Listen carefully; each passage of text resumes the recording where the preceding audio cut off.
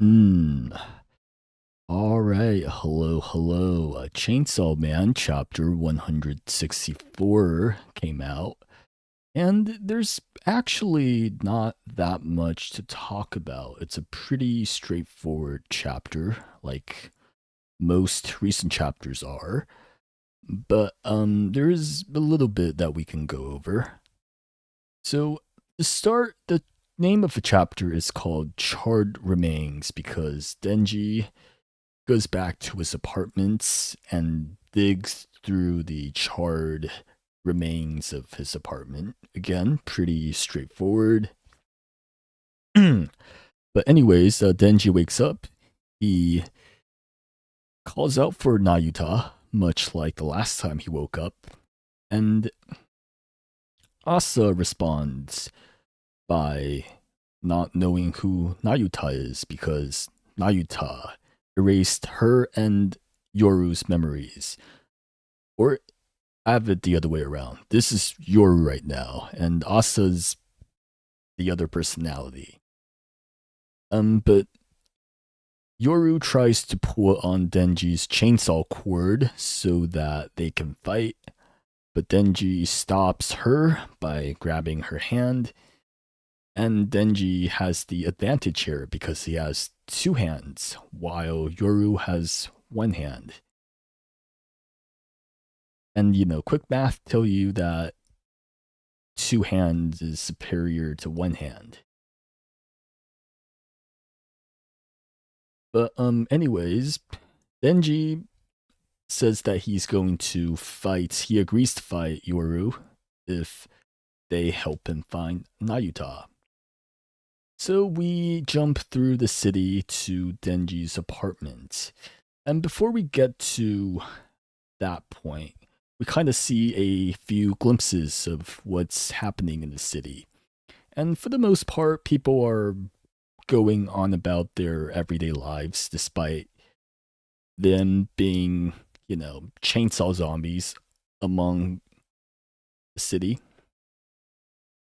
But they don't really care. And another thing I want to know is that there is a fish sushi shop, possibly, which is relevant to the ending of the chapter. But the name of this particular seafood place is called Tomato Seafood, which could be a hint that we might see the Tomato Devil again at some point, because that's the first devil that was ever introduced to the series. As well as in part two, there's been a lot of recurring villains, recurring devils from part one that shows up. So it wouldn't surprise me to see the Tomato Devil in the near future. Or this restaurant could just be a Italian restaurant with tomatoes and seafood. Although the little, I don't know, curtains in front of a store kind of makes me think that's not really the case. But anyways, that's not important. So Denji, Yoru, and the gang gathers at Denji's previous apartment. It's a little surprising that there's not any church members guarding this place or public safety members looking out for this place. But Yoru is kind of trying to talk sense into Denji, trying to get Denji to stop coping, as Denji is digging through the remains of his apartment. Then Yoru essentially tells him to stop crying, stop moping, stop coping. Asa, on the other hand, took control of her own body and tries a different approach by doing her best to comfort Denji. And Denji looks freaking massive here. So she shamelessly grabs his hand and holds his hand like a degenerate. And she tries to relate to Denji because Denji did that with her in the past when she was getting attacked by the falling devil. So she tries to relate her own experience to what Denji is currently going through and asks, what would I click on? She asked Denji to share anything he needs with her, and she will help him with anything. Which leaves Denji confused because not that long ago, Yoru and Asa's body soccer kicked him in the balls, and Denji is unaware that Yoru and Asa are two different entities. Yoru, or not Yoru, I'm mixing up their names too. Asa gets flustered and blurts out her and Fami's plan of separating Denji from Pochita, and Denji has no idea what she's talking about. But Denji responds with a negative feeling about turning into Chainsaw Man again because of what recently happened with Nayuta. And that's his primary focus right now, is to find Nayuta. On the notes of finding Nayuta, we haven't really seen any charred corpses of Denji's dogs and cat. So that gives me a little bit of hopium that they made it out of the apartments before Baron burnt it down.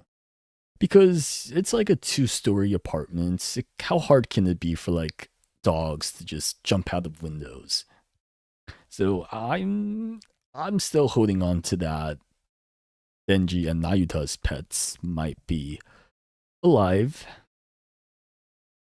But anyways, back to the what I was going over. So Asa asks Fami to help her convince Denji. Asa has, or Fami has nothing, so she suggests that maybe Denji is hungry, and he'll be able to fight when he's not hungry. And this is a little interesting because I don't have the panel put up, but Asa says Fami by her name, and Denji was there. Oh, I choked my own spit. Ooh, give me a second. Yeah, Denji was there when the Baron was explaining their evil plan, and he revealed that himself and Fami were the conspirators behind the whole Chainsaw Man zombie apocalypse plot. So, if Denji remembers that little bit of dialogue, if he was paying attention to the plot, then maybe he would recognize that Fami here is also partially responsible, at least, for the deaths of his pets and possibly Nayuta. But Denji is a little distracted at the moment, it seems, so he answers that he wants sushi.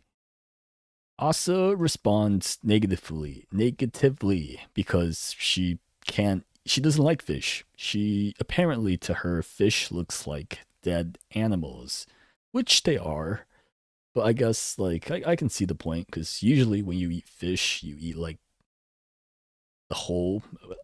In Japan, at least, you eat like maybe the whole fish, and I guess that's different from like beef or pork, where you eat parts of them instead of the whole thing. But yeah, food is definitely a recurring theme that we will get over at some point. I don't know what the point of this is, but we will get to it when we get to it. The samurai man actually comes to Denji's defense and insults Asa by calling out her insensitivity.